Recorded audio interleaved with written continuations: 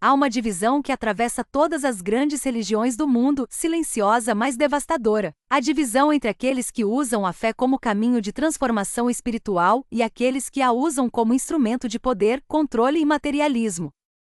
Nenhuma religião escapa dessa rachadura.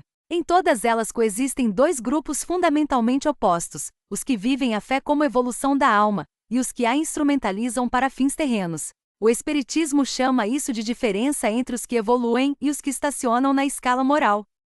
Essa divisão não é nova. Jesus a identificou e a combateu com uma das cenas mais dramáticas dos evangelhos: a expulsão dos mercadores do templo. Ao virar as mesas dos cambistas e açoitar os vendedores de pombas, Jesus não estava apenas protestando contra um comércio indevido. Ele estava denunciando a corrupção da fé pelo materialismo, a transformação da casa de Deus em instrumento de lucro e poder. Está escrito: a minha casa será chamada casa de oração, mas vós a fazeis covil de ladrões. Mateus 21h13. Os que Jesus expulsou do templo eram exatamente os representantes da ala materialista do judaísmo de sua época.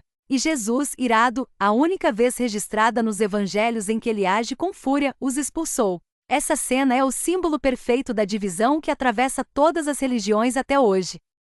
Assim como o bolsonarismo representa a ala mais radical, autoritária e materialista do conservadorismo, distorcendo valores, usando símbolos religiosos para fins políticos e desumanizando adversários, o sionismo radical representa exatamente o mesmo fenômeno dentro do judaísmo.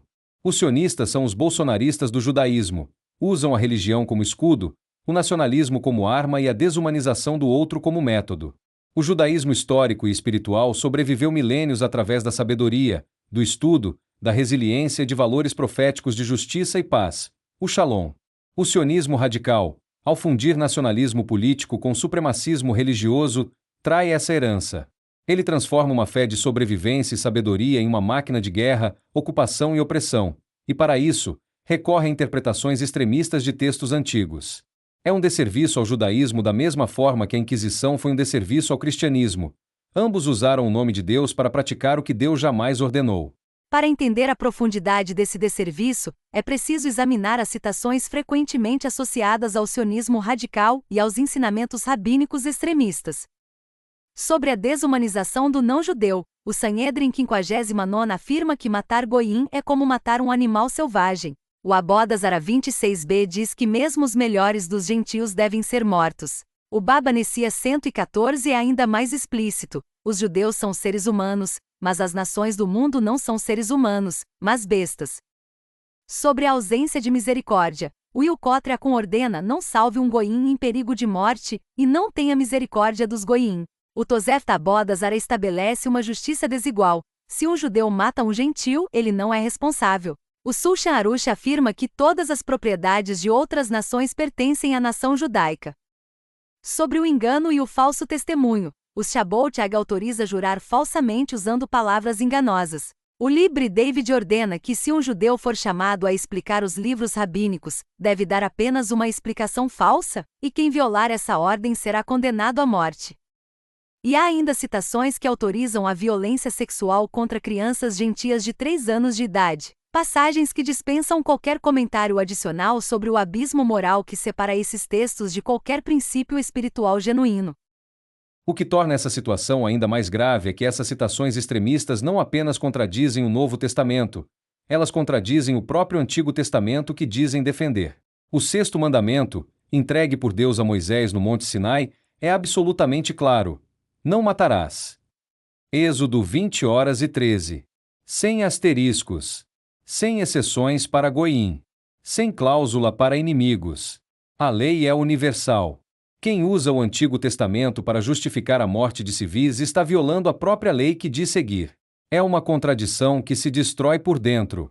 Há ainda uma observação histórica de peso incontestável. Jesus seria crucificado novamente. Ele foi condenado à morte pelas autoridades religiosas e políticas de Israel exatamente porque pregou o perdão, a inclusão dos marginalizados, o amor aos inimigos e contrariou o estabelecimento religioso materialista de sua época. Se alguém surgisse hoje, naquela mesma região, pregando que o amor aos inimigos é superior à força militar, que todos os povos são igualmente filhos de Deus, que a casa de Deus não pode ser transformada em instrumento de poder, seria novamente silenciado. Os que Jesus expulsou do templo são os mesmos que hoje constroem muros, bombardeiam hospitais e ensinam que o outro não é humano. A diferença é que hoje tem tanques, aviões e apoio diplomático. A equação é simples, direta e irrefutável. O sionismo radical presta um desserviço triplo: ao judaísmo, que sobreviveu milênios pela sabedoria e não pela espada, ao Antigo Testamento, cujos mandamentos ele viola, e à humanidade, que merece uma religião que eleve, não que oprima. Todas as religiões têm sua ala materialista, os que usam Deus como pretexto para o poder, e todas têm sua ala espiritualista, os que buscam genuinamente a evolução da alma. A diferença entre as duas não está no nome da religião, está na prática diária, no amor ou no ódio, no perdão ou na vingança, na inclusão ou na exclusão. Como o Espiritismo lucidamente ensina, a lei de Moisés impôs o limite. A lei de Jesus ensinou a amar. Quem escolhe a espada em vez do amor fez a sua escolha. E essa escolha definitivamente não foi por Deus, seja qual for o nome que lhe deem.